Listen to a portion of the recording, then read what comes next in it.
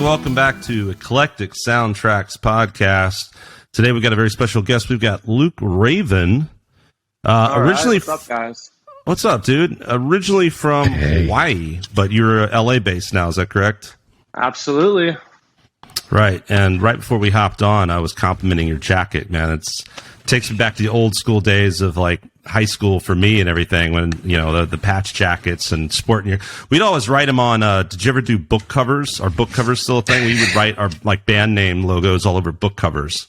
I used to, I don't know. I mean, I had a lot of notebooks in high school that I would just put all sorts of random stickers, like skate brands and, you know, doodle random stuff on them. So I feel like, yeah, probably doing anything to get through the class, anything to get through the boring class. Anything to distract me from what I was actually supposed to be doing. Exactly. I know, right? And it's funny, like, I always think that nowadays I'm like, man, maybe I should have paid attention. It actually sounds like a really interesting subject. But at the time, you're just like, God damn it, I just want to get out of here. Exactly. So, dude, so you're like, just, it seems like you're kind of new in the game. I mean, not to say that you haven't been writing songs or singing and stuff for many years, and we'll get into all that, but you're coming out guns blazing, man. And I was checking out, I think you have 5 singles at the moment. Is that correct? Yes, sir. And I was listening to them all on Spotify today, and they sound fantastic, man. The production is quality, dude. So props on your music. I think it's really cool, really hooky, really good songs, and super great production, man. So yeah, you're really coming out swinging. It's awesome. Thank you, brother. I really appreciate that. It means a lot to me.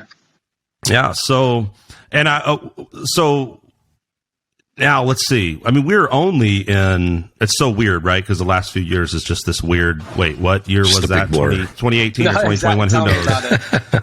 But am I correct that you hopped on a plane New Year's of this year and went to LA? Is that this recent? Yep, absolutely. Wow. There was no fireworks or celebrating for me. I was on a 6-hour plane flight from Hawaii straight to LA, and yeah, man, it had to be done. That was the only resolution. I wanted to make sure that really happened, and you know, it's my first priority. Awesome. Yeah, cool, man. Well, by the way, I just realized the wide view of my camera, and I don't feel like I have to explain this. I don't know anybody an explanation. I am at my fiance's place in San Francisco right now, just so the stuffed animals and the love heart. That's what kind of sweet guy I am. Actually, that's the total lie. This is my bedroom. I was going to say, you brought those stuffed animals with you, right? Damn it, Vic. Yeah, exactly. They traveled. I brought two suitcases just for the stuffed animals. Yeah. So anyway, here's the thing. Okay, these songs. Where did you record these songs? Because I mean, this is like boom, boom, boom. Was this stuff recorded in Hawaii, or were you coming over here prior and working with producers, or is this stuff you've done? I'm really curious about how these songs came about in the recording process. Yeah, dude, that's a great question. So all of the songs that or I want to 3 out of the 5 songs that are out on Spotify and streaming platforms right now were all recorded back home in my basement on my recording setup. Wow. And then 2 of the songs while I was out in LA actually shooting a music video for one of the previous singles. I was fortunate enough to get some studio time with an awesome producer and record the vocals for those here. Okay. So, yeah, man, but a lot of the really grindy stuff for those first couple songs were all in Hawaii, in the basement, recording the stems, recording all the guitar stuff, and, you know, kind of making it come to life. Now, I think you had played with some bands in your younger years, right? Like punk rock and various things, and you've always been into music and playing different instruments in band. What was like your first instrument or in band, or kind of tell us how you got started with music initially and when? Yeah, absolutely. I mean, I've always just been an avid music listener, as I'm sure most people are. But I think when I really started getting into like actually making music and playing music per se, it's probably in like middle school, like 7th, 8th grade. And just me and a couple of my buddies from school decided to start like a little like punk rock band. And back then I had actually been playing guitar for a couple of years. And I was actually ripping lead guitar in our first little band. Funny fact, my first band's name was called Breathless. And then we later changed the name to Orgies in Spain. And, you know, at the time I was probably, you know, I was pretty young, so there were no orgies in Spain going on. But we thought it was badass for the time, and we were doing mostly covers and stuff like that. And I was playing guitar, and at the time, I'd always loved singing, and I'd done a lot of like musical theater growing up, so I wasn't like shy to performing and singing in front of people, but I wasn't like super confident in my voice. So I was just playing guitar at the time, and we had like a bassist, drummer, and a lead singer. So that was cool, and we did that for like a couple years, and then eventually, we kind of went our separate ways. And we all thought we were too cool for that stuff in high school. Started playing sports and all that kind of stuff. And then it was probably towards the end of my high school career that I kind of fell back into my whole emo punk rock phase. And I started listening to a ton of stuff that I grew up on, and got super into like kind of more hardcore, like metal, screamo type of stuff. But I also sang in the choir in high school as well. So that was kind of something cool that I was able to, I guess, have a little bit of traditional training as far as singing goes and performing. But it really wasn't until I graduated high school and was in my first year in college at UH Manoa on the island of Oahu. Mm-hmm.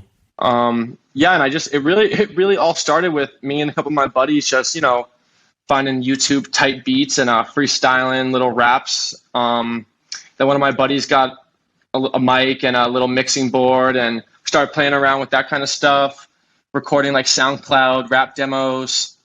And looking back now, they're pretty terrible. But for the time, we thought we were, the next up type of deal. Vic has a ton of those SoundCloud rap videos, man. Yeah, yeah. I do. I feel like every artist goes through that little right. phase. That's kind of like your entry these days, right? It's like you got to do some SoundCloud, get your feet wet. Well, yeah. The great thing about SoundCloud is they make it so easy for anybody to kind of get started with with releasing music, whereas Spotify right. and Apple Music and YouTube make it a little bit trickier. But yeah, it's kind of where I started, and then. It's about 6 months to a year into college. I decided, I always really struggled in school in general. So I kind of went to college because I felt like I had to, and it was just like the thing to do. But I wasn't like stoked on it. So after about a year of just, skipping all my classes and not really doing much besides recording SoundCloud demos, I decided to drop out. And, my parents were pretty upset, but they kind of gave me two options. They were like, either, you get a full-time job and just start working like everybody else, or we'll support you in kind of finding your passion in life. And so I kind of did a lot of reflection, realized that music's always been something I've just been in love with. My childhood dream was to grow up and be a rock star, bring rock back. It's kind of that's what I always used to tell my dad, because he's a huge rock and roll fan as well. So once I dropped out, I just decided to really like kind of try to take it to the next level. I started working with other musicians and some other producers that actually, kind of knew what they were doing and just really practice on my writing stuff every day, even just like poetry and just, random rhymes I would hear out through the day, and then kind of applying that to different concepts for songs I started to write. And over the last year and a half, 2 years, I was able to actually, in my opinion, write some pretty cool songs, and was fortunate enough to work with some really talented people to bring those to life. And it's kind of led me to where I am right here. Yeah, nice. And I think you kind of explained that question I had about, I love that vibe, man, of, you being a younger guy and having great pop sensibility and having that element in your music for sure. And, there's like a nice kind of eclectic spread, but there's definitely the rock element. I like that you come from that background and had that kind of passion about it. And obviously, if your dad's a big rock fan, that kind of makes sense. And so then I look at your jacket and I'm like, okay, so you probably got some cool... Right, you got a good foundation and a good education in the rock world, I guess, coming from him. Yeah, man. When I was younger, I just absolutely loved the OGs, classic rock bands. I mean, my favorite band of all time is Led Zeppelin. I'm a huge Pink Floyd fan, Guns N' Roses. I mean, basically anyone you can find in this jacket, right. I've heard all their music and just absolutely adore. So yeah, that kind of early influence just really carried with me through high school and through my young adult years. I just turned 21 recently, so I've joined the big kid world, but I still feel like I'm, that punk rock kid from middle school. Yeah. Trying to live that out as long as Dove possible. right into the big kid LA pond, like you went all the way. Exactly. Yeah, that's what you got to do, man. That's awesome. That's cool. What part of LA are you in? I used to live there many years back. I'm curious what part you're in. I live in North Hollywood right now. Okay, that was my old stomping ground, man. I like that area. Oh, right on. Yeah, it's a really cool spot.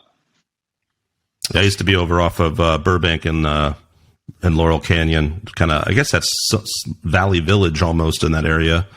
Yeah, but I think Burbank's super close to me. Yeah, right off the 170 over there. Let's just turn this into a big California talk, Vic. You can just sit there and listen to us sound like assholes. Yeah, and then you get on the 101. It's all right. I honestly don't even know like how to get around here at all still, so... Yeah, nobody does. Yeah, I mean, every street just goes forever. Get on it, and it'll take you. We'll get there eventually. As long as I got Apple Maps, I'm all right. Oh, dude, I know, right? Like that was back there like 20 years ago, and that was like I don't know how the hell I ever found. How the hell did we ever do anything without GPS? I don't know. I was baffling, dude. It really is. I remember having to go to the gas station. Map. Yeah, and I remember having a big map and all that. But like, I was just looking at some crazy thing last night with my fiance, where you can track ships and boats all over the world. She was like, check out my latest nerdy hobby. And it was like an app where you can look at all the cargo ships and fishing boats. And I was just like fascinated, dude. It was like, I love maps. This is amazing. And it was crazy. Yeah, none of that existed 20 years ago or some shit. No. I know. That's people just wandered the streets. Yeah. I can't. I mean, I get lost using the GPS, so it's like I don't know how I'd fare with a paper map. So early influences, obviously, and you were like citing some of my absolute all-time favorite bands there as well. And as a guitar player, I mean, guys like Gilmour and Page and all that stuff, of course, right? Yeah, absolutely. And I feel like every musician, right? You gotta do your research and go back and you see where things come from, right? That's with anything. And these classic rock guys who borrowed from the blues guys, et cetera, it goes on and on and on. But I mean, it's just like, it's baffling to me when I love that, man. I think that's so awesome that you have that background. It's just weird when you sort of just start here and you're like, no, dude, you got to go way back, man. You got to listen to all this stuff and see how it kind of changed and where all these ideas are. Absolutely. 100% agree. And what's amazing about those guys was how innovative they had to be back then. Right now, we're very these days we're like cut and paste. Try this, you got all your plugins and all that kind of stuff. These guys I've read stuff about Pink Floyd and all these old bands that. I mean, the innovation of what those guys did in the studio, right? And all these things that happened to Abbey Road and the Beatles and George Martin. It's just it's amazing. And you, too, it's like not only is it the songwriting aspect of performing aspect of it, but you're actually recording, engineering, producing your own music to a pretty high degree is what it's sounding like, right? You're doing a lot of the self-recording. Yeah, man. So a lot of the stuff that I did early on, the first couple singles I've dropped, I really orchestrated the whole thing. I didn't really play any of the instruments. I haven't played guitar in a couple of years, so I'm a little rusty. And I'm fortunate to have some really close friends from high school that really ripped the guitar and have a little bit of a production skill higher than mine. So yeah, I just really, was very basic in the basement with the mic on a computer. Mm-hmm. Had a friend with the guitar. Plug it in to my little sound box, and we just, kind of made it happen. And, basically started like that. And then we would write to it and just have these crazy basement sessions, just me and a couple of my guy friends. And, once we thought we had a pretty cool demo, we, show a bunch of people, see what they think. And then I'd bounce all the stems and send it off to an engineer to kind of, make it pop a little bit. Okay, so you take it, you do all the recording, then send it out to someone to mix, basically, and... Yeah, so I do have some general knowledge on, vocal engineering type of stuff. I have no idea how to, produce a beat properly. I can record instruments, that's about it. But I feel like I have a really good ear for kind of, what I want on a song, and for me, it's, easy to direct other people into what I think, I think they need to do to make this song pop. And so, yeah, in a sense, I am very involved in the production, but a lot of the very detailed stuff, I've had a lot of help from some really talented people. Just curious, what do you use in terms of what program do you use and your interface and stuff like that? I've been using for like the last 2 years. I don't know if you've heard of it. It's a DAW called Studio 1.4. Yeah. Mm-hmm. Studio 1.4 and 5. I have both, but I actually like Studio 1.4 a little bit better. But yeah, man, just for recording purposes and some basic like demo mixing, just to have a quick little listen. It's super user friendly, and I learned basically everything about mixing off of YouTube and had no like real training. So it was I just tried to make it as easy as possible for me without using like Audacity or something. Yeah, that's the another thing about nowadays having that YouTube, man. I mean, it can be a rabbit hole, but I've gotten so much of that too lately. I've just been like all like geeking out on ear training stuff and theory stuff and all this and like. But I've watched some audio down the rabbit production hole on that videos too. On what? Me too, bro. Don't worry. Like the frequency spectrum and all. What specifically are you talking about, Vic? Oh no, I'll go down a rabbit hole and it's something like building a shelter in the dirt, watching these dudes dig out pits in the dirt. The survivalist. Yeah, there's like literally anything in the world you want to know. Like it's freaking someone's doing on YouTube, man. You can do a step-by-step process of it. Yeah, man. Like a couple of weeks ago, it was another artist that I was looking at. He had like a little mini documentary on YouTube that was pretty cool. And then for whatever reason, I got into this whole survivalist thing the other day. That's like your MO though, Vic. Like you're,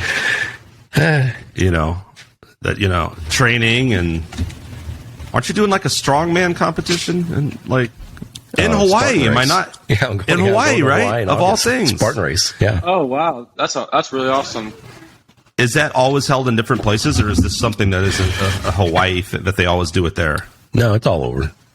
Oh, okay. What part of Hawaii are you from, Luke? What part of Hawaii? Yeah. So I moved to Hawaii when I was 11 years old, and specifically to the island of Kauai, which is the northernmost island, and it's one of the smaller communities. There's about like 60,000 people that live there year round. It's considered to be one of the more tropical and like I guess less infrastructured out, if that makes sense. Mm-hmm. So it's very it's very raw in its beauty, and nature is kind of the whole thing there. It's absolutely gorgeous. It was incredible to grow up there, and I would recommend anybody that's visiting Hawaii to stop by Kauai and check it out.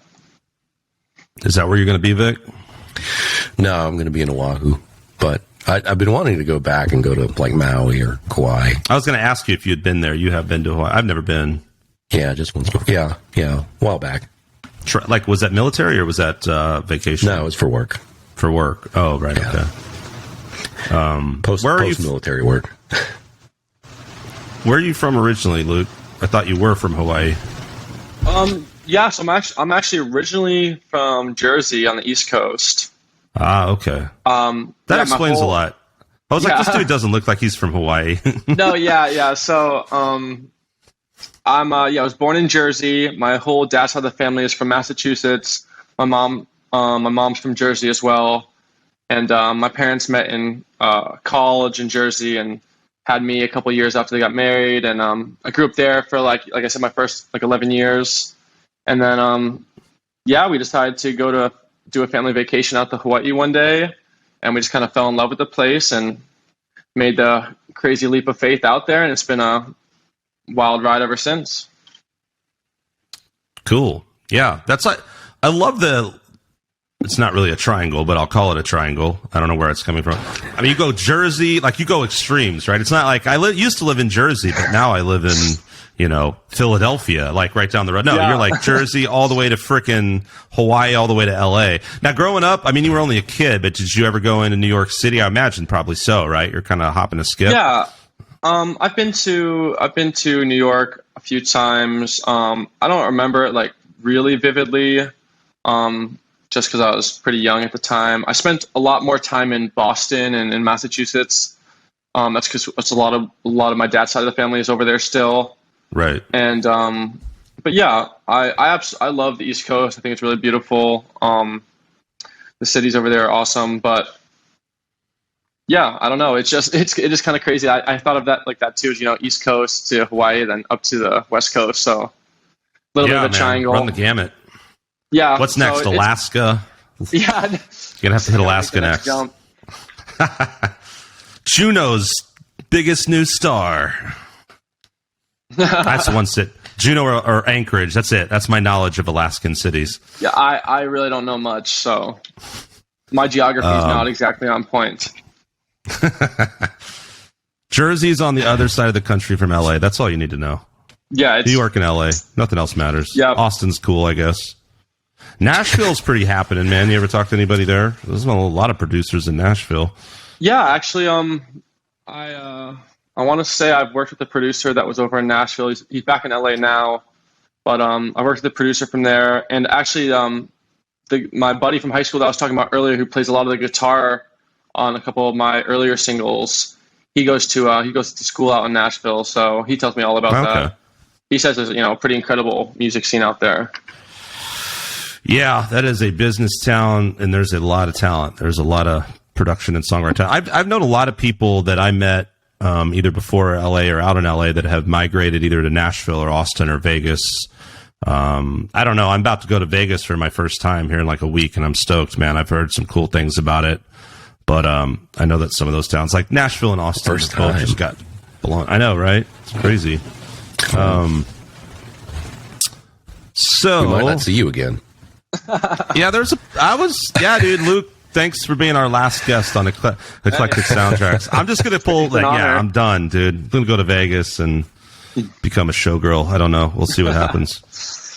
Oh, that's funny. So let's talk about what are some of your more modern influence? Obviously, you got the classic rock background, and you definitely hear that in the music, but with a kind of a modern twist that I thought was really cool. I love the way, as someone who's like a rock fan, and I totally, be honest too, like, and one cool thing about doing this podcast and being a music teacher and just being involved in music in a lot of ways and producing and working with different people is like, for me, it makes you keep an open mind, because it's real easy to kind of fall back on. Of course, we all have our favorite things, right? And you kind of have, but it's really easy to just listen to a soundbite of something. We're such a soundbite culture these days anyway, and either love it or hate it and dismiss it immediately and make assumptions about everything, right? And so, like, what's cool is like going, okay, cool, I'm going to check out this dude's music. And then we're like really sitting there and listening to it and absorbing all that's coming out of it and being like, wow, this is really cool. And not having like a tendency to go like, oh, this is like too modern, or I don't like it, without even giving it a chance. Right. And so for me, it's like, I love that the rock element like hit me, and I was like, yeah, dude, I could tell you had that influence, right? But there's so much more going on too, and especially like I keep coming back to the word production, because on that there's just a lot of cool little bells and whistles and ear candy, and for lack of a better word, like more of a modern sound, just a big modern sound. But what are some? And you mentioned earlier like the SoundCloud rapping and freestyling and stuff like that. So I guess there's some hip hop background. But tell us about some of your maybe post rock influences from when you were younger. Just some other genres or artists that have been big influences on you as well. Yeah, man, absolutely. So, like I said, besides growing up on like kind of the OG rock bands, I was fortunate to kind of get a really good music palette early on. My parents love all sorts of stuff, and they would have me listening to Eminem as a baby in the car. So I've always been obviously a huge hip hop fan as well. I went through a total rap hip hop phase in high school, and I listened to a lot of that stuff when I was younger too. And it's hard to say, because I just really I have a pretty much appreciation for all genres. I try not to hop on the hate bandwagon for any reason. Especially now that I've kind of dove deeper into being an artist, you can really appreciate that people have different sounds and styles and cultural backgrounds, and all the different elements that go into making an artist and a song. So I really, I draw inspiration and kind of listen to a lot of different stuff. Obviously, like I said, my heart's with rock and roll, but yeah, man, a lot of early on inspirations besides rock was I love Eminem. I loved a lot of the OG, West Coast rappers and East Coast rappers. Huge Biggie and Pac fan. NWA, Snoop Dogg, all those. I used to bump those guys all the time. Still do, actually. And then, my dad's a huge country fan, so I even have an appreciation for country. I know a lot of people dog on that. But I love country as well. EDM, house music. I mean, it goes on, but I feel like, I've just kind of let those early influences kind of carry through the years. And, I listen to a variety of new artists. Obviously, I'm super into like what the kind of new rock scene's looking like with guys like, MGK and Mod Sun and those characters. And of course, all the new poppin' rappers, the Drakes, Lil Babies, etc. So yeah, I'm really just fascinated in music in general. So it's cool to see how it's evolved over the years. And I think what's really exciting now is that I see a lot of genres kind of meshing together, and a lot of artists that maybe wouldn't have worked with each other in the past kind of coming together and making really unique music. And I think that's pretty incredible. Yeah, I agree, man. And I feel the same way too. And I mean, we all have our opinions, and it's subjective, highly subjective. I'd say it's like we can all, there's certain things like you listen to Dark Side of the Moon or something and Abbey Road. It's hard to deny that that's like not a piece of wow, yeah, or to absolutely. say like, I mean, you could say like, I don't like listening to Beethoven because it's just boring to me, but you can't deny that it's genius, right? You can't deny absolutely. that, right? And then there are other things where I think it's more like, I mean, this guy is kind of just mumbling into a microphone and hitting a Casio keyboard. Not that it's like okay, but it's subjective, right? Is that genius? I don't know. But I mean, the point is it's kind of cool. We live in in a day where it's all there for anybody to go find. And it's like, and you can, and that's it. You can have your opinions about anything and listen to so much stuff. And Vic and I talk shit and joke on the podcast, but it's all sort of in fun and jest, and we won't put you on the spot like that because it's just, but it's just joking around. And I think we live in, obviously we know the culture we live in right now. And a lot of people get very uptight and upset by one little joke. And I have a huge personal respect for comedians because we need that. We need to just be able to laugh at how ridiculous so many things are sometimes. And just because you poke fun at something doesn't mean you like it. I mean, someone could shit all over something I love, and I'm like, it's your opinion, and might even do it in a funny way. That's fine. But yeah, I think you've got the total right attitude, especially as an artist. And where I was going with this is, I think, and I know I've experienced this too. It's very different when you are an artist yourself and you're creating art and you're putting yourself out there and you're being vulnerable. You're a lot less likely to just shit all over everyone else's stuff because you know what it takes. You know how hard it is. Like you said, the confidence, whether it's to put a song out there, to perform for years and years. I would do cover songs, like the same thing you said, right? It was because you're kind of afraid to expose yourself, right? And so I think it's admirable to anybody who does that just for starters, and you're always going to get better and find your way. And I think for you, you've really come out, like I said, you've really come out the gate strong. Like it does not sound like, oh, listen to this guy, with his sound. No, it's like, holy shit, this is really good stuff, But yeah, man, I think I like that you pull from a lot of influences, and I like your answer to that in terms of like, having an open mind and not so easy to criticize, especially when it's what you do. It's just, because it's not easy, man. And I actually do respect anyone who puts themselves out there. Kind of looking over some stuff here, man. You want to get into, so let's talk about we talked about dropping out of college and kind of just never being super into school, struggling with that a little bit. Addiction, getting into alcohol, stuff like that, maybe I guess in your teen years. And so one thing I think that's cool what you're doing now with music is you're really trying to use it as a vehicle to inspire other people. And it sounds like just what I was talking about and what you were saying. It's like inspire them in terms of like to go after your dreams. Don't be afraid, put yourself out there. And also like, yeah, there is a path. There's definitely a better, something better than, there's so much addiction. There's so many pitfalls. People can be addicted to just about anything. Right. And, it just takes such focus, and so I think that's cool that you've, I guess cleaned up, for lack of a better word, or become really hyper focused with what you want out of music in your career, and you're trying to use that as a positive message to other people. Tell us a little bit about your background in that capacity. Yeah, absolutely, man. I would love to do that. For me, my kind of, I guess you could say, mission statement for music and kind of what I want to create as an artist is definitely pieces of work that not only are really personal and meaningful to me, which I think is a really important key in making great music, but also something that can be digested by a listener, and maybe it doesn't exactly apply to their life circumstances, but through the emotion, how they portray the lyrics, and just whatever elements of the song that capture them, it might be able to help them, inspire them, help heal them in a sense. The same way a lot of music has done that for me. And a lot of times I talk about, struggling with things in the past, like you said, with mental health, addiction, just a variety of, nowadays pretty, general things that I feel like a lot of people do struggle with, or at least now it's more out in the open. So I kind of felt like it was really important to me to share my story, spread light on a lot of things that I feel like, maybe don't get spoken about enough, or at least in the right manner. And I just really wanted to, affect the people that were listening to my music in a positive way. The only fear I've really ever had in life was, leaving this world and not having made a, positive impact on the people around me.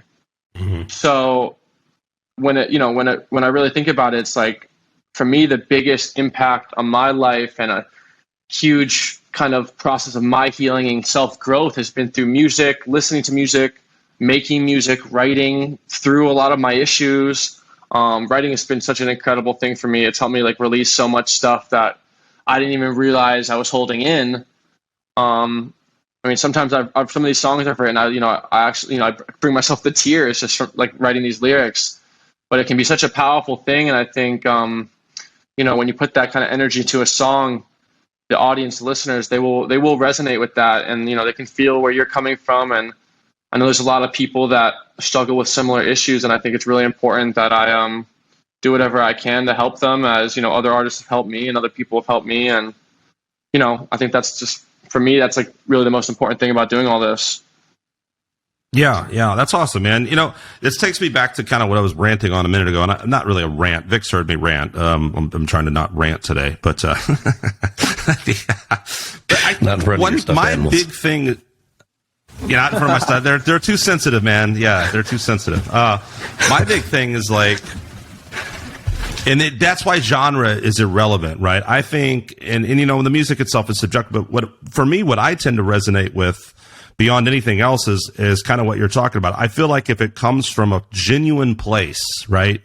Like old country music, it's telling a story, or, when you can feel the passion, when you can feel the message, when you just know that it's something genuine, that is, to me, when I feel like, and I think that's such an intangible, subconscious, right? Human emotional thing. Yeah, we don't absolutely. even necessarily realize it. I think performing is the same way. It's very intangible, but I think a crowd can sense, when there's the vibe and the feeling coming from the band, and when they're just sort of phoning it in or whatever, right? And that's, as human beings, we vibe off of that stuff, and maybe even animals. I mean, I think that's such a deep, universal thing that, to me, it's like, that is what I enjoy the most in a lot of music that I listen to, is when, and it's personal, right? Because everything hits us different personally. But when you resonate, that tends to be the music we truly, really love, that really moves us because it means something. It doesn't sound contrived to me, right?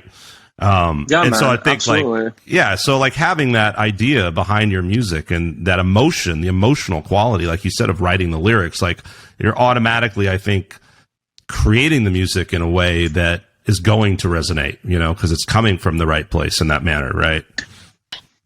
Yeah, absolutely. And I think just to kind of add on to that, I think the really powerful thing about music in general is that it brings people together, and it kind of shows, how connected and similar we all really are, despite our differences on, how we grew up, cultural stuff, whatever it is. I've listened to songs that don't apply to my life at all, but even then I can feel the energy behind the song, and, I can really resonate with what that artist was going through and apply it to my own life. So, that's why, just to kind of double down on what I was saying, I think that's why it's so important to, put that emotion, that energy, that kind of raw, vulnerable feeling into your music and writing. And, I think that's really important, because you never know how somebody's going to perceive it or how it's going to help them. Yeah, exactly. That's cool, man. Yeah, that's kind of in a bigger sense, I think, like you said, almost maybe not everyone has that desire, but I feel like it's somewhat of an inherent desire in a lot of us to do something that impacts this world in a positive way. And the cool thing about that, what's so interesting, is sometimes as an artist, but even as I think just about anybody in this world, like I think most of us probably do that and don't even realize it from day to day. And it's kind of cool sometimes when you step back and you realize even the little victories, the little impacts you had, like, you know, like Vic, you'll say sometimes, like, keep your world small, you know, and you don't get, it's so easy to get overwhelmed with just this influx of information endlessly in the internet technological age, but you just stay focused and true to yourself, like that. There's this ripple effect, I think, that comes from that, and that really can, you would be surprised. I think most people probably had just how big of an impact, you know, is actually had, you know? Yeah, absolutely, man. Yeah, but so much of that is just coming from the right place, man, you know? Let's talk about, so like pop influences. Who do you see now that, like, in kind of the pop world that's really influential to you? Yeah, absolutely, bro. So like I said, I absolutely love pop. I think, you know, pop and rock definitely kind of go hand in hand too now, which is really cool. And you see a lot of kind of blend between the genres. And that's kind of the avenue I'm heading towards and have been kind of developing. You're going to hear that with a lot of my new music as well, kind of bringing in a little bit more of that pop element with, you know, a little bit of that rock vibe as well. I think it just makes for great music and really good energy and nice to listen to. So, as far as, you know, people that have inspired me and that I've always loved listening to, you know, this is super cliche, but I mean, can't deny how incredible Justin Bieber is and artists like him. I guess even some of Post Malone stuff as well. I know he's a little bit on the hip hop and even rock side now too, but just, you know, I think he makes a lot of pretty cool pop music. Ed Sheeran. Didn't Post Malone collaborate with Ozzy? Right? Yeah, Isn't that a recent thing? He dabbles in a lot of different stuff, which I think is really cool. And you know what's cool about those guys? And I know that those names, right? Again, Vic and I always joke about this. Like, you got you guys in your 40s who are like Slayer, Death, and it's like, really, bro? Like, come on, man. You know, like Slayer's cool and all, but come on, dude. You know, it's like there's a lot of music out there and there's a lot of cool stuff. But to me, it's like when I say, I'll be honest, I don't really know much of Justin Bieber's music, but like, but I've heard guys, and a lot of times they'll do a double take, and it tends to be the case with these big stars like that. You kind of dismiss them, and you get in this, you know, pop world, and it's kind of that iconic, you know, female, you know, sex symbol, and all the girls are all googly over it, and the guys are like, yeah, fuck Justin Bieber, whatever. But I mean, to be fair, like, there is a reason, like, there's a talent there, and I feel like guys like him, he can play multiple instruments and stuff like that, and I think Post Malone's the same way. And now Ed Sheeran, I probably have seen more of than any of those guys, and that dude's awesome, man. Like, I think that guy's killer, a killer musician. So yeah, I think that gets kind of tossed to the side sometimes when you start thinking of pop guys, like they're just singers. But I think 9 times out of 10, those guys, like you're saying, they very much especially know what they want in terms of as a writer, as an arranger. A lot of times they're very hands-on producing. I mean, I know Michael Jackson was very much like that. You know, I don't even know what instruments he played. I'm sure he dabbled in some stuff, but super hands-on, knew what he wanted. Great performer. I mean, Michael Jackson probably seems like he set the bar for so much in terms of, you know, what has come after him in pop. Absolutely. That's one of my all-time favorites, man. I love Michael. Yeah, dude. It's hard not to. Yeah, and that, man, what a freaking voice, dude. Absolutely, man. Don't ever go off your rocker that far, though, man. Don't pull an MJ, dude. You're cool the way you are, man. Yeah, man. Well, you know, he did that some poor pretty bastard, incredible though, stuff, but you know. Yeah. I was watching some old school Jackson videos, man. Remember that dude? We had a guy on the podcast once. This is hilarious. This guy Jeff Lewis, who lives out in LA. He actually lives in LA. In God damn it, I can't think of the area. But it's near. Hell, I can't think what the area is. But he's got a little studio out there called Moonlight Studios, and he's done some remote stuff with me before, and I've recorded there before. A cool guy. He plays. I mean, he's been playing trumpet. I didn't even know this was a thing. What was it? A trombone? What did he call that thing? A trombone? Oh, looked like a freaking trumpet. A valve trombone? Yeah. And all these brass, right? Anyway, he played with the Jacksons in like the 70s. Oh, wow. And it was just awesome listening to this guy, you know, talking the caliber of artists he's played with. I mean, he's a phenomenal musician. That's incredible. But, But he was saying when he met Michael Jackson, Michael was very much like, hi, real soft voice. And he was like, yeah, he was like saving his voice. And I was like, oh, that actually makes a lot of sense that he would be kind of soft spoken because he, you know, relaxed vocal cords when he's not performing. And I knew another guy that worked with Michael Jackson was like, yeah, you couldn't even be in the same room with him when he was singing because it was so loud, you know? And apparently he used to, I think it was something I read that he used to dance.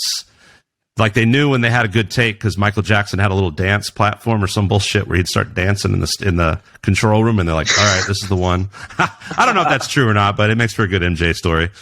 Yeah, I'm not sure. Take notes. Yeah, get yourself a dance platform. So what's next, man? Are you, now that you're in LA, is the plan to kind of be, so were you doing a lot of file bouncing and stuff? And I guess a lot of this is, I mean, like everyone in the world, right? During the pandemic in Hawaii, there's probably not a lot you can do. So are you bouncing files back and forth with producers and stuff like that? Is that kind of how you were working? Yeah, man. So, especially during the pandemic stuff, like I said, a lot of the, first draft stems and stuff I just recorded in my basement with my buddies, and you know, we would just, some of the songs we even just mic'd the amp, like we didn't even plug the guitar into the computer or anything like that. So it's like we didn't really know we were yeah, exactly, because you know, I thought I really wanted to get that kind of, you know, classic guitar sound per se. Yeah, but yeah, so a lot of the songs we would record the original stems to the demo. I would mix and master a little demo just for, you know, reference purposes to kind of decide what we liked and what we thought had really good potential and what maybe didn't. And then, yeah, it was basically, I would send files to producers out here. There's a producer back home on Kauai that I worked with quite a bit too. He's a really talented guy, and I was able to work with him kind of a little bit more hands-on because he had a studio like 5 minutes away from where I lived. But yeah, a lot of it was sending stems, sending mixed drafts back and forth, and kind of just making little adjustments until we thought it was just right, which is completely different than kind of how I'm doing it now. You know, being out in LA, I've been in the studio a lot more than I've ever been before. And, you know, it's kind of cool. You get to do a lot of it in the studio. And yeah, but yeah.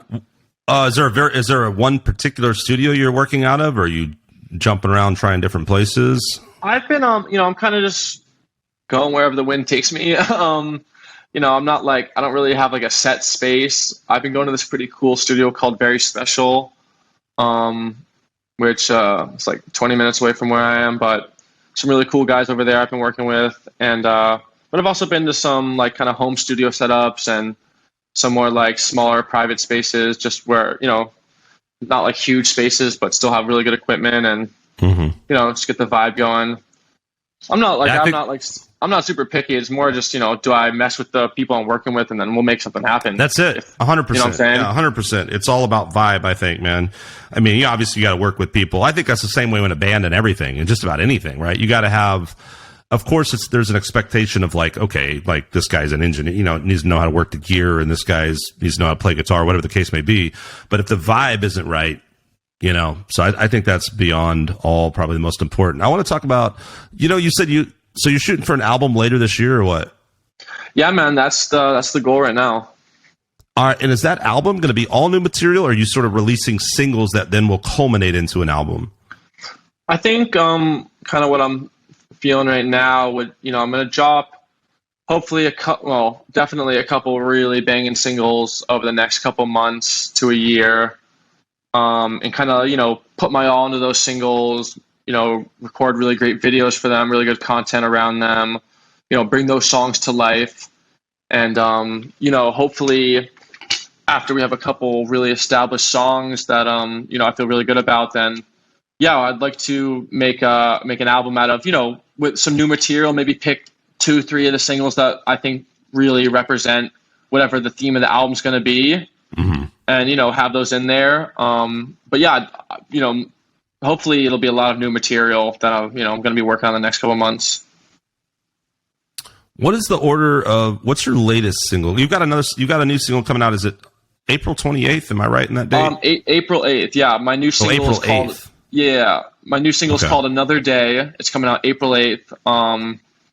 Which is super exciting. I haven't announced this anywhere yet, but there also is a music video dropping the same day. Oh, nice. Which is going to be super sick as well. So yeah, I'm really excited about that. It's going to be my, it's going to be the second single I've dropped since I've been out in LA, but the first single that I've like made all the way out in LA, like, if that makes sense. Yeah, gotcha. The other song had been already made in Hawaii. So what was your last single? Goodbye, or I don't know. Which one was it? The latest release that's out right now is a song called Kiss Me Girl. Okay. Which that was another song we recorded in my basement, and through the help of some great producers and musicians, ended up being a super banging song. I would recommend checking it out. I think it absolutely slaps. Yeah, dude, all these songs are killer. I'll plug them for sure because appreciate it, man. I think I just kind of went down I just went down the list on Spotify, but Goodbye is a killer track, dude. Love that song. Kiss Me Girls. After that, Razor's great one. Sweet Revenge and Can't Sleep. Those are your 5 out right now, right? Cool. Yes, sir. Awesome, man. All last year, right? All those were released last year? Yeah, was one of those 2020? Kiss Me Girl was the only one that was released 2022. This year. Okay. Right. Kiss Me Girl was the only one released 2022, and then the song Another Day, which is coming out April 8th, will be the first LA based song per se. And I'm super excited about it. I think it really you can really hear and see the development as for me as an artist, and hopefully people will really mess with it. I really mess with it. So yeah. What are your thoughts on or in terms of, have you done much performing, or you're 100% right now just writing and recording? I mean, you're cranking out the tunes, man. So is that that sounds like it's the big focus. What are your ambitions in terms of the future? Kind of, do you have anyone in mind for a band, or is that like you'll worry about that down the line kind of thing? Yeah. So for me right now, I've been performing my whole life, whether it was, like I said, being in high school bands or doing musical theater, singing in the choir. Like, I've always been performing, but unfortunately, due to the pandemic, a lot of my new material, I was never able to actually perform live. Right. Which was definitely a bummer, but now that's kind of on its way out. I'm really excited to hopefully get to perform some of these songs soon and meet some of my fans at live shows. So that's definitely something that's coming up, and I'm super excited about. But yeah, obviously still focus on the music, but I think, performing live and like you said, making that in-person energetic connection with the audience and the fans is going to be really important, and I'm really excited to do that. Any particular venues that you're like bucket list, I got to play here type places, either LA or Jersey or anywhere else? Oh, that's a hard one. I've honestly never really thought about that. I think for me, like, as far as venues go, I think a really special one for me would probably be the Aloha Stadium in Hawaii. It would be kind of like pretty incredible for me to perform there. It's a pretty decent sized venue. It's pretty big, so most of the time it's not filled out unless like a big artist goes there. I know we've had like Trippie Redd and Cardi B and stuff over there, and Migos and whatnot, but I think it'd be pretty incredible to go over there and all my friends from back home be able to come see that show, and a lot of the people that really helped me get started on this journey kind of be a part of that. So that's really important to me. And there's some pretty famous venues that I'd love to perform at one day, but I don't even know like that many, like what's a pop in LA venue. I really haven't been out here that long. Whiskey a Go-Go? I don't know. Yeah, Whiskey Go-Go. I heard the Viper Room is closing or closed, man. Have you been down on Sunset? Is that still there? What's up with that? Yeah, man, I've been to Sunset a few times, and I haven't been in the Viper Room. I've driven past it, but I think it was I want to say Nikki Sixx from Motley Crue made like a post about it, and that's when I first saw that it's getting shut down or something, or they're doing something to it, but it's not going to be the Viper Room anymore, which is pretty sad. Yeah, man. I know that's a pretty iconic place to perform for a lot of bands and stuff. Yeah. Yeah, it's kind of weird, right? Like there's certain venues. I mean, when I think of LA, I mean, we all think of the Sunset heyday and the Van Halen or Guns N' Roses, or even back to Mothers of Invention and the Doors, for that matter, for crying out loud. Yeah. Another one of my favorite bands. But like, the Whiskey, the Roxy, I think that's still there. Obviously, the Rainbow is a famous place. I remember going out there, when I was probably just a little bit older than you, and it was like, Oh my gosh, Hollywood. And like, but going to the Rainbow was like such a big deal because it was like Guns N' Roses videos and stuff. And it was just like, there was so much like exciting history about it, you know? Yeah, man. Yeah. I mean, hopefully, you know, I'll have an opportunity to perform at some of these places, and I'm sure it'll happen. Hopefully they'll, I think they'll stick around. Yeah, strange to hear about the Viper Room, but you know, it is. It's like when CBGB closed, man. You probably never went there because you were a kid. I guess it's been a while now. Shit, maybe that was already closed. What's crazy to think is you were born. Were you born 2001? Yeah, man. Yeah. Frickin' 9/11, dude. Like, so. I know. When were you even alive yet? Yeah, dude. Crazy story. I was born in February 2021. Not 21, 2001. And you've got a horrible growing. All right, my new single's out, and then I'm dead. I'm 45 years old tomorrow, and 96 when my single comes out. Exactly. No. I was born in February 2001. So I was born when it happened, and my dad, who at the time was working out of New York, and was actually on his way there for a meeting in the in one of the towers, and my mom was watching it live on TV, and she was calling him, and just panicking because she wasn't answering. Mm-hmm. And that's because he got stuck. Thankfully, he got stuck in it. It happened before he got there, and he got stuck in the crazy traffic that was caused by it. Wow. And but that was a crazy thing. I mean, I don't remember it. Obviously, I was like just like a baby, but pretty wild. That feels like forever ago, but it really wasn't that long.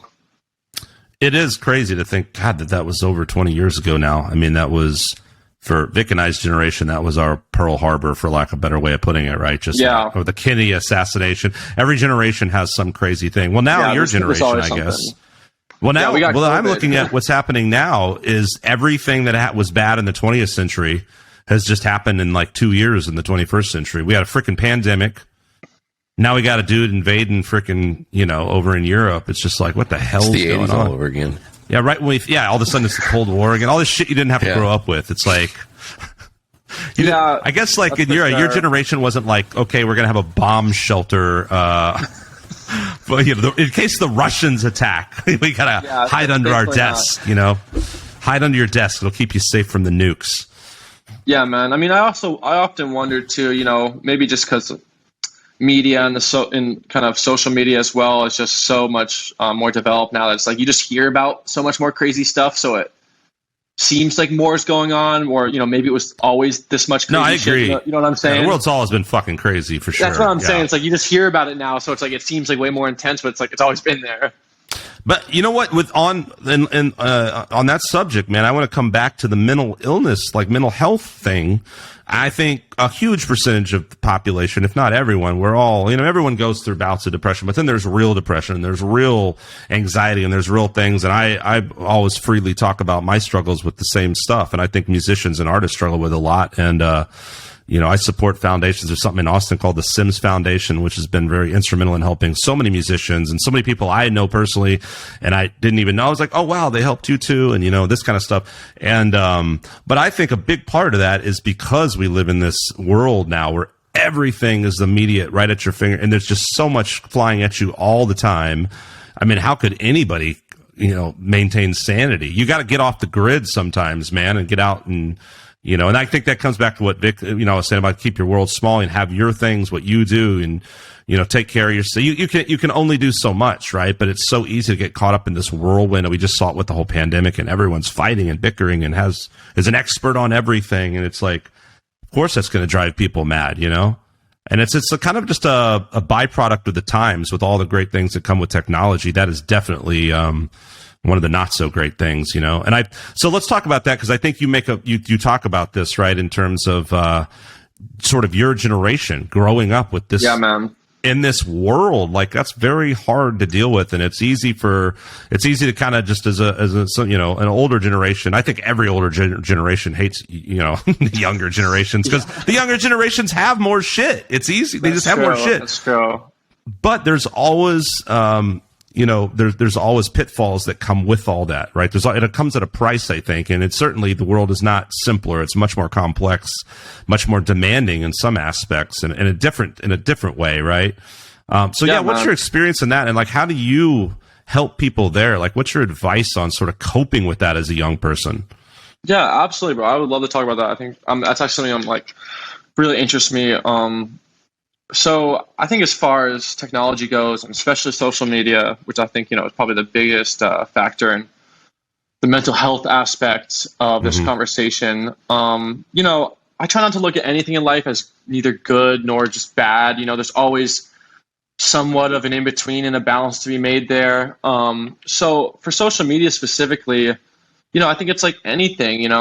You dive too deep into it, and I think it can be really destructive. And and maybe if it's just something you neglect altogether, you might miss out on a lot of really cool opportunities and ways of self-expression. So for me, social media has been monumental in my success so far. It's a way for me to share my music, and I'll let people get to know who I am as an artist, and share my creativity, and kind of share who I am as a person. And like I said, self-expression, I think that's a really incredible tool to have in communication that humans didn't necessarily have to this level before. But like anything in life, you let it consume you, and I think you're going to start to see, there can be some negative sides to it, of course. There's obviously some really dark sides of social media, and I think it's either the jobs of the parents to monitor that for their kids, or your job as an adult to figure out what you want to spend your time diving in on. So I kind of see it like that, man. And especially with mental health, it's like it's a lot of stuff on social media that I think you got to take with a grain of salt, and really search within yourself, and maybe just take a step outside, breathe some fresh air, and figure out what's really meaningful to you. Because a lot of what's on social media, I know it's like so like everybody knows this, but nobody wants to nobody acts on it. It's like it's all just a portrait, it's a painting of what people want you to see. You know what I mean?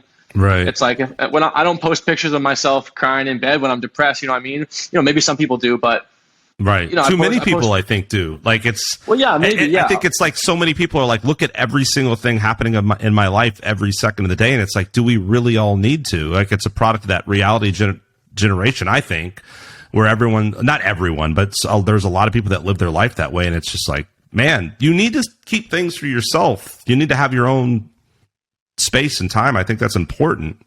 Yeah, I definitely agree with that. But, like I was saying, I think there's also maybe a positive to be found there, because maybe this, there might be some kids out there that don't have the best, didn't have the best upbringing, maybe don't have really positive role models. And maybe there are people online that they never would have met in person that were actually able to give them really solid advice or help them in a way that their parents never were. So it's like, right. I don't want to necessarily count it out as a bad thing necessarily, because, I've gotten some pretty incredible DMs and comments from fans that I've connected with on how my music and some of the statements I've made have really helped them in their personal growth and through some really dark phases through their life. So it's like, I kind of think about it like I said, you dive too deep, you could end up in a bad space, but maybe if it's something you push off altogether, you could be missing out on something that's really incredible. So I think balance with that type of stuff is key, and I think a lot of people do struggle with that. And I urge everybody, like I said, to every once in a while take a step outside, breathe some fresh air, and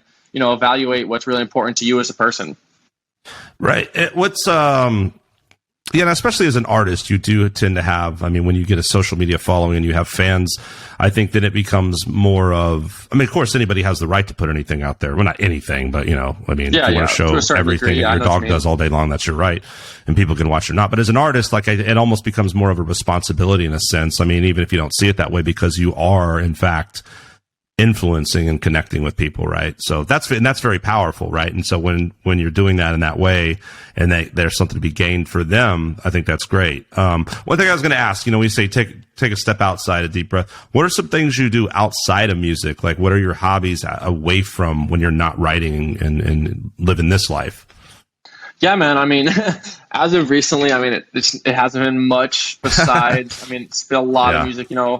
I think any artist that really wants to make it will tell you that you got to really put your 150% into it. There's no you can't leave a single percent out, because someone else will put it in.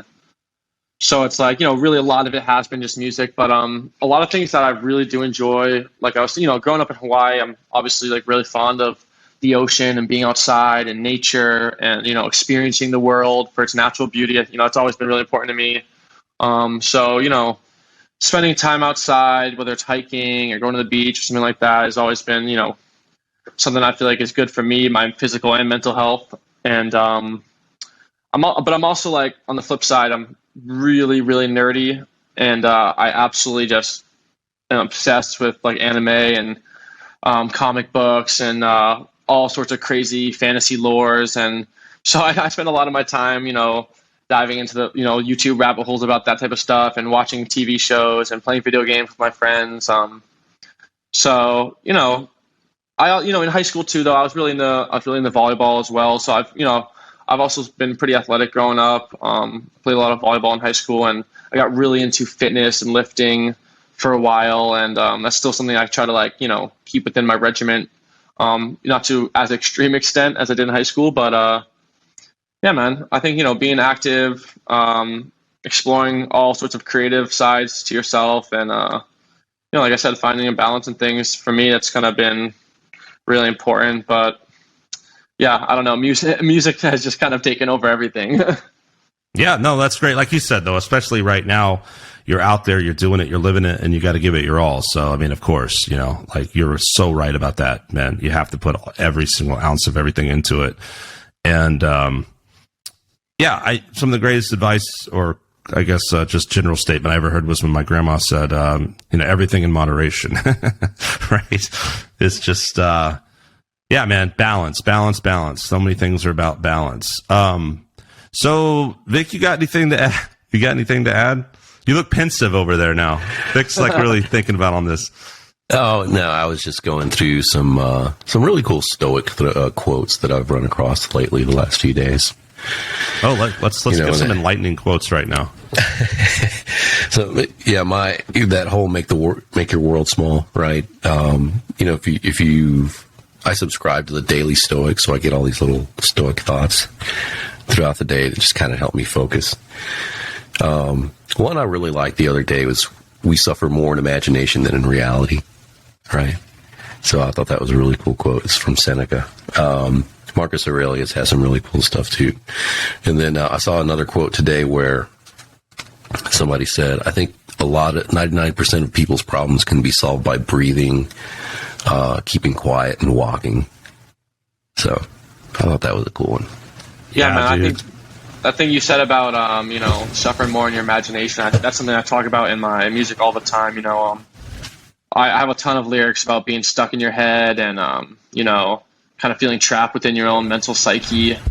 That's been, I think for me, that's been one of my biggest struggles, and kind of what led me down certain paths of addiction and destructive behavior was, trying to figure out ways to shut my brain off or just forcefully get myself out of, these pits that I would put myself in internally.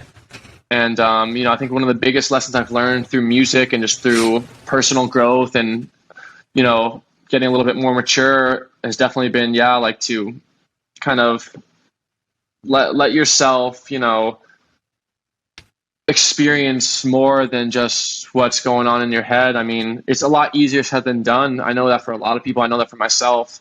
And, but yeah, I always encourage people to, try your best just to appreciate what you do got and what, what's right in front of you, because a lot of times those demons, they feed off of things that aren't even there. Right.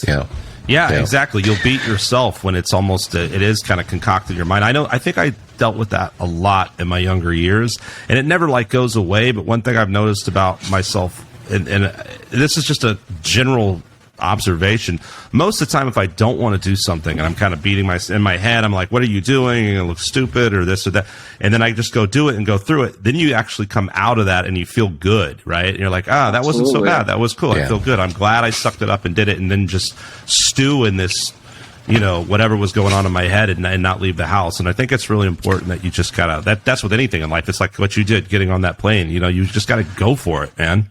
And put yourself there and deal with it. And 99 out of 100 times, it's usually probably not as bad as we've created in our minds, right? And that's just a rabbit hole, like everything that can just keep going. Another thing, when you said something about walking and outdoors, I read a quote once, something along the lines of everyone should it was either walk or maybe meditate.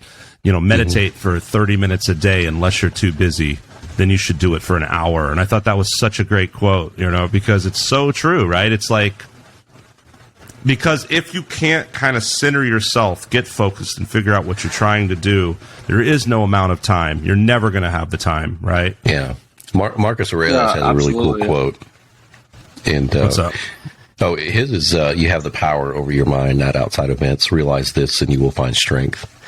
And that kind of feeds into a phrase that I've been following the last few months, memento mori, right? So Latin is a reminder that you too will die someday, right? So kind of just keep that in mind and do what you can. Focus on yourself. And like you said, I think focusing on yourself has a lot of benefits, because when you do that, people see kind of that self-confidence that I think a lot of people are lacking today, right? Because they're just kind of just stuck in their phones, or they're just stuck in their own head, right? So, yeah, man, it's easy. It's easier that way. Go ahead. I was just going to say a really simple piece of advice I got a long time ago, and something that I always tell friends and other people that, are dealing with some things that I've dealt with, or, maybe something different. I say, take a piece of paper, make a list, good and bad. It could just be simple as that, and just write down everything. Even if the good things are so random, like, I saw a cool TV show yesterday, or I saw a cute dog, whatever. And then, even if the bad list is bigger, you write more bad things down, kind of reflect on that and realize, how many of those things start with I don't like how I look. I'm fat. I'm this. I'm that. And start, and I think that for me, that was a really eye-opener for me, was like, oh, wow, like, one, there's a lot more good things going on than I realized. And now that it's on a piece of paper, that makes it way more real. And, it kind of helps you get out of your head as well. And, and then on the opposite end, you can realize like how a lot of the things that are kind of torturing you the most, you realize how self-inflicted some of these things are. And, of course, everybody's has a different, everyone's in a different circumstance. So it's like, some people are in way gnarlier situations than I am. And, I don't want to sound like, everything can be fixed so simply. But, I think just for simple advice, it's really good to write things down and kind of look at the bigger picture and have something material in front of you that you can feel and touch. And, I just think writing in general is a great way to kind of express yourself and let shit out. Yeah, I like that. And then I think to add to that, I think I've also heard that if you cross out the things you don't have any control over, then it just kind of makes the list smaller. Yeah, that gives you too, a little bit more control. Yeah.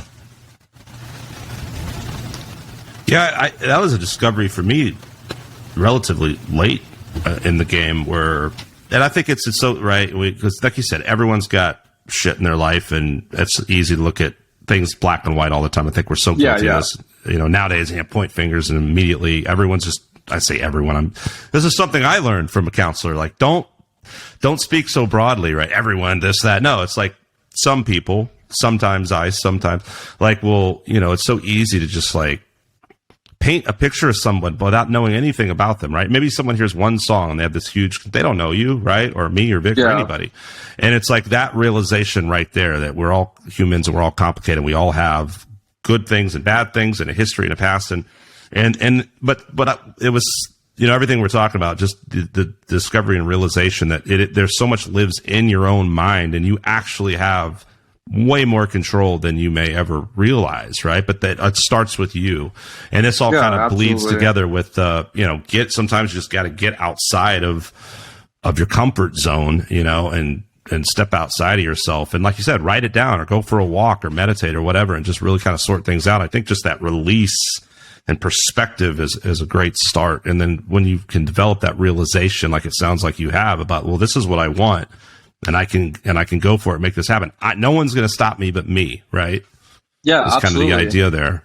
Absolutely. So a lot of my songs too, it's like, I try not to blame other people, and it's more about, me taking responsibility actually for my actions and for my mistakes and, acknowledging them. And, I think that for me was one of the biggest steps as well as, as far as getting better mentally and moving past some difficult habits and addiction kind of aspects of my life, was taking a step back and taking responsibility.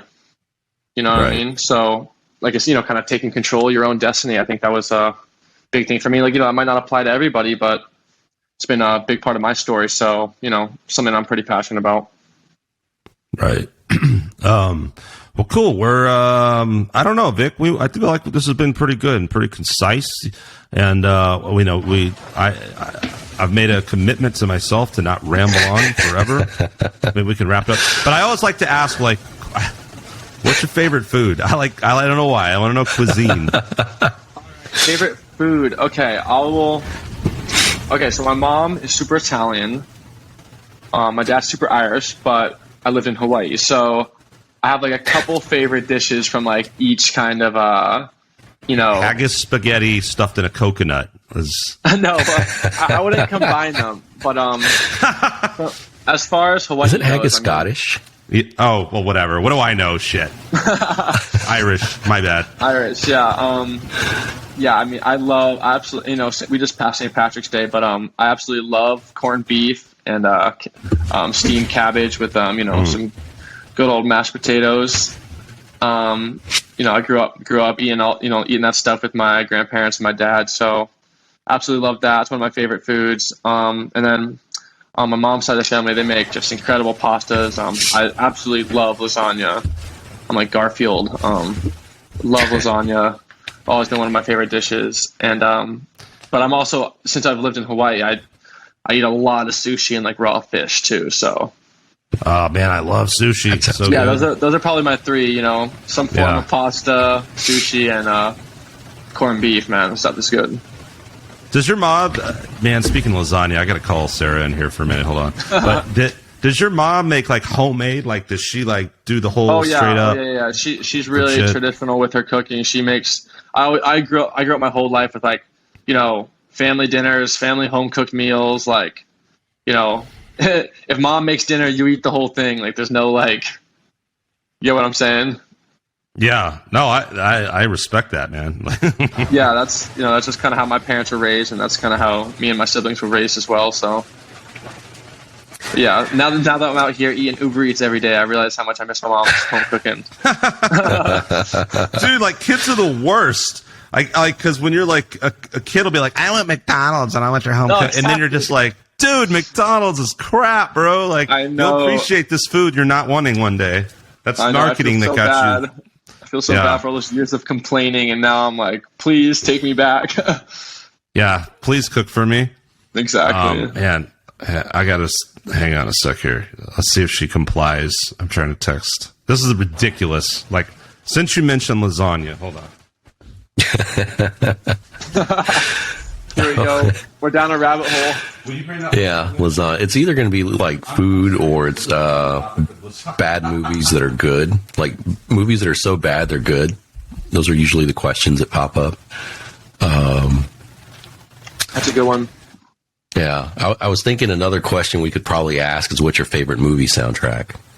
Oh yeah, favorite movie soundtrack. Like Blues Brothers, or what was the Arnold Schwarzenegger one that had like Megadeth, Anthrax? Oh, dude, Last Action Hero. Last Action Hero. Like Alice in Chains, like that was a great soundtrack. Beavis and Butthead Do America back in the day. That had a really good one too. That's right. Yeah, I mean that's hard. I mean, I absolutely love movies. I watch so many movies. Favorite soundtrack? That's hard. I feel like sometimes I don't even appreciate how good the soundtrack is while watching the movie, and then they release the soundtrack as an album. Like, wow, there's some really good songs in here. Yeah. Like James Gunn's movies have some pretty awesome songs in them.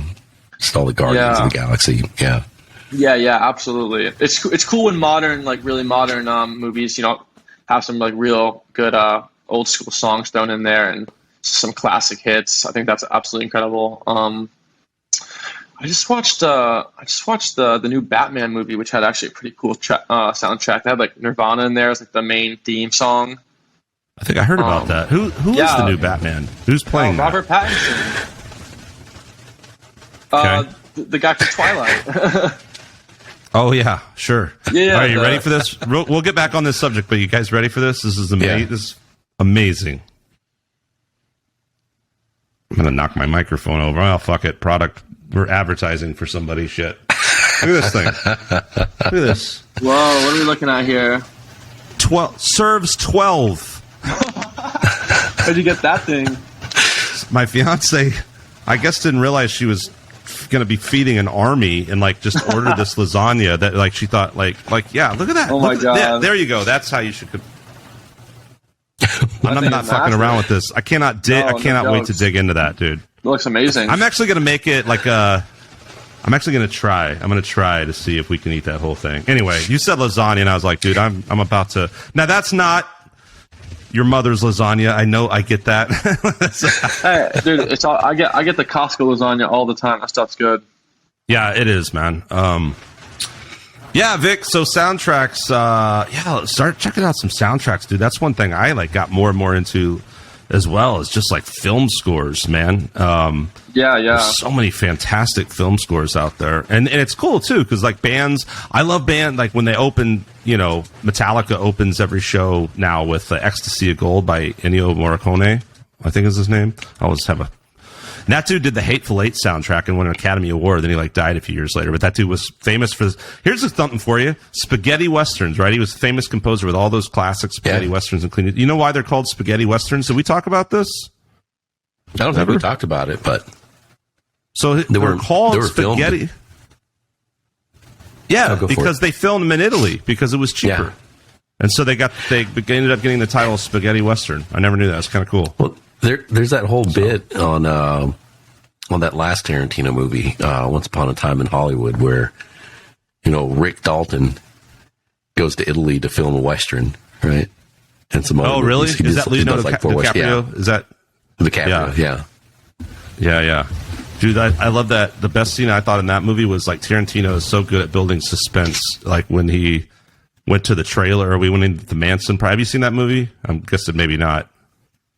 Once Upon a Time in Hollywood. Once Upon a Time in Hollywood. Who stars? It's Tarantino. It's like Leonardo DiCaprio, Brad Pitt. Yeah. Oh, I mean, I feel like I must have seen it then, but I don't know. The name doesn't ring a bell. Yeah, I feel like I really haven't dove too deep into like movie soundtracks. I feel like I don't appreciate them enough. Like I feel like you don't even realize how important music in a movie is. Like if you took it out, it'd be weird, right? That's what I'm saying. If you took out all the music, it would be like so dry, right, and so bland. So it's like, yeah, I feel like it's hard to appreciate sometimes. But that's really interesting. I should look more into that. Yeah, I had a buddy like years back that I lived over in England. I actually met out in LA, and then I went over to England and stayed with him and his family for a bit. Mm-hmm. And he kind of, I mean, not that I always loved movies, and of course everyone knows like Star Wars and famous, theme songs and stuff, but like melodies and stuff. But like he would just do all these composers and he had all these soundtracks, and I was just like, wow. And it really kind of like made me, I think, more conscious of like that aspect of music too, right? We're talking about all these different genres and just these film composers who just have these insane catalogs of like and talk about iconic works that like everybody has heard, right? Like without even realizing it, that kind of thing. Yeah, and everybody all kind of know John Williams and certain composers, but there's so much fantastic film score music. Well, last question now that we're on this subject actually, and we won't make you do the Bermuda Triangle bands because of your answer earlier. We're not going to do that to you. We'll have this. Okay, let me just tell you the premise. Stupid. But it was like, so Vic and I came up with this thing where it was like, what are your what are your favorite bands? And then like, what are your least favorite bands? Like the kind of bands that you just wish could go on a cruise exclusively to the Bermuda Triangle. And so like, no one would ever have to hear their atrocious music except for other atrocious bands. But we won't make you answer that. But back to high school, I guess, or middle, whenever, you were doing not only music, but you were doing like theater, you said, right? So like acting. Yeah.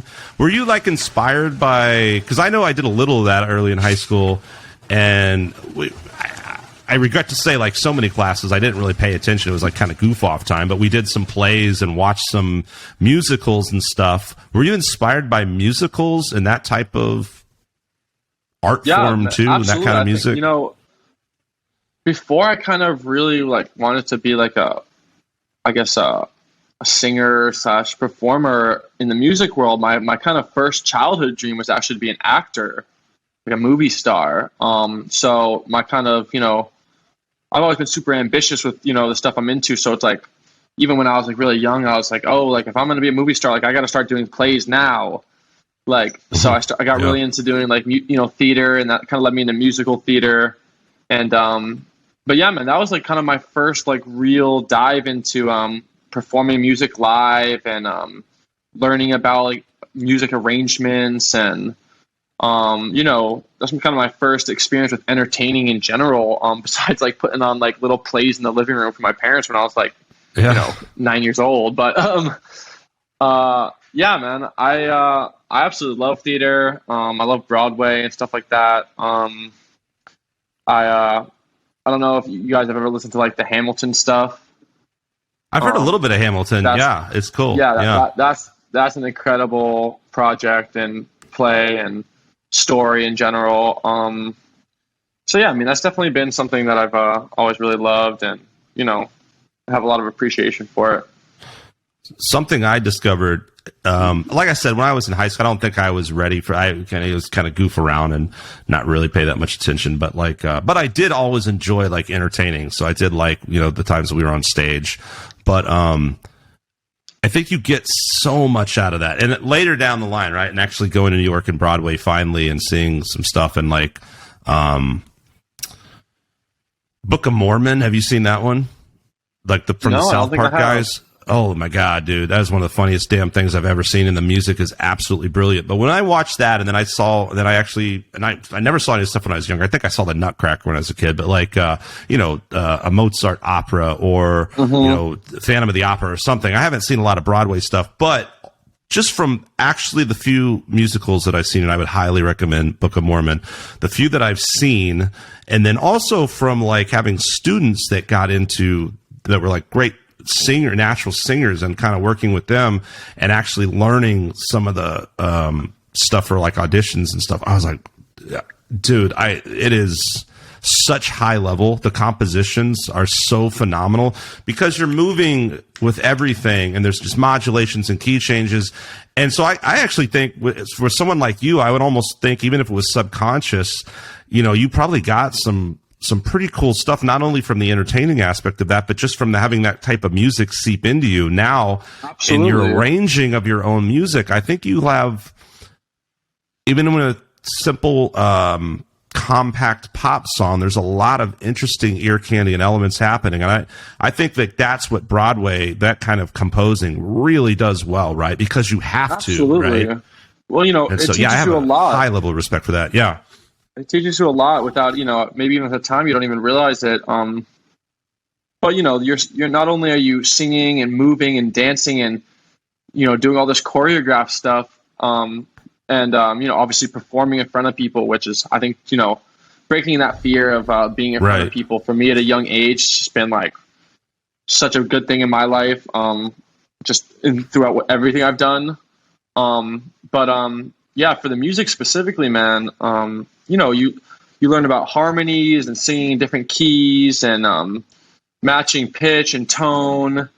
And, because a lot of these songs are a little bit more classic and traditional.